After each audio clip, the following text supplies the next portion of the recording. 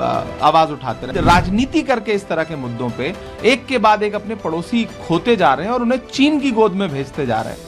देखिए, लक्षद्वीप को लेकर के प्रधानमंत्री जी की हालिया जो विजिट थी, उसके बाद जिस तरह सोशल मीडिया पे प्रोपेगेंडा खड़ा करने की कोशिश की गई, मैं उससे अलग एक बात कह रहा हूं। लक्षद्वीप को लेकर के 2021 में राहुल गांधी जी लक्षद्वीप के लोगों की पीड़ा और लक्षद्वीप को बचाने और लक्षद्वीप को प्रमोट करने को लेकर के 2021 से आवाज उठाते रहे। आप उनका ट्विटर हैंडल उठा के देख सकते हैं।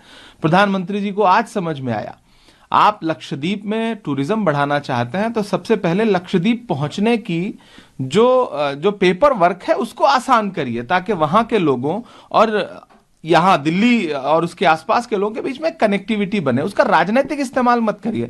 आप राजनीति करके इस तरह के मुद्दों पे एक के बाद एक अपने पड़ोसी खोते जा रहे हैं और उन्हें चीन की गोद में भेजते जा रहे हैं, और खुद चीन को बुला करके आप आरएसएस के दफ्तर में आप मीटिंग करवा रहे हैं।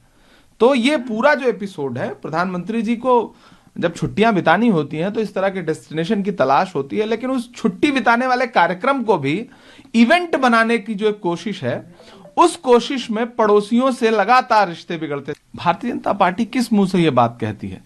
बंगारू लक्ष्मण जी से लेकर के हेमंत बिस्व शर्मा तक भारतीय जनता पार्टी का पूरा इतिहास भरा पड़ा है भ्रष्टाचार को लेकर के।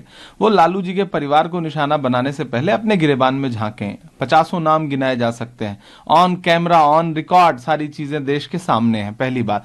दूसरी बात, ईडी को काम पर लगाया हुआ है चुनाव से पहले, और इस तरह की घटनाएं, इस तरह की चार्जशीट अभी और फाइल होती रहेंगी।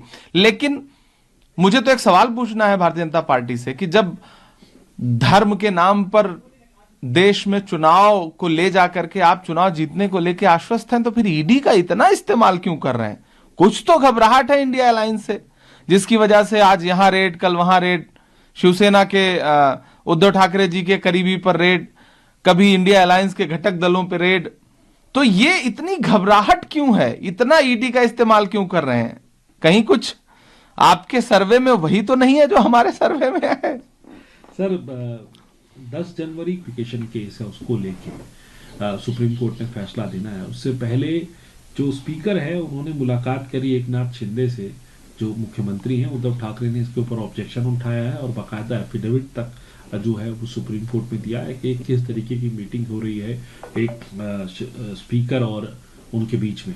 देखिए, पूरे महाराष्ट्र के इस प्रकरण को अगर देखा जाए तो जिस तरह से विधानसभा अध्यक्ष इस मामले को एक शब्द होता है लटकाना, लटका के रख रहे हैं, और माननीय उच्चतम न्यायालय की टिप्पणियां भी अगर उसी संदर्भ में देखी जाए तो लोकतंत्र को लूटा गया, और लूटने के बाद पूरी बेशर्मी से सरकार चलाई जा रही है, जबकि वो सरकार को न तो नैतिक रूप पे रहने का अधिकार है और ना ही कानूनी तौर पर रहने का अधिकार है।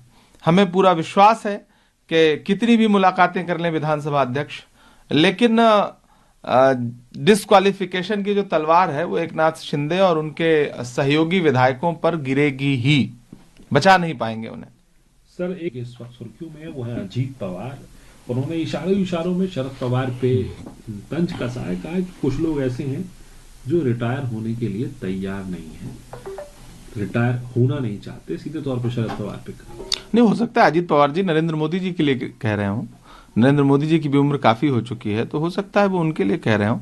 बाकी शरद पवार जी में वहां के लोगों की आस्था है, लोग उन पे विश्वास करते हैं, और वो एक जुझारू नेता हैं। उनकी पिछले चुनाव की बारिश में भीगते हुए भाषण देने की तस्वीरें जो है उसने पूरे महाराष्ट्र के चुनाव पे व्यापक असर डाला था। तो अजीत पवार जी, जिन्होंने अपने चाचा के परिवार को तोड़ने में कोई कोर कसर नहीं छोड़ रखी है, वो इस तरह का बयान दे करके कौन सी प्रासंगिकता साबित करना चाहते हैं, समझ से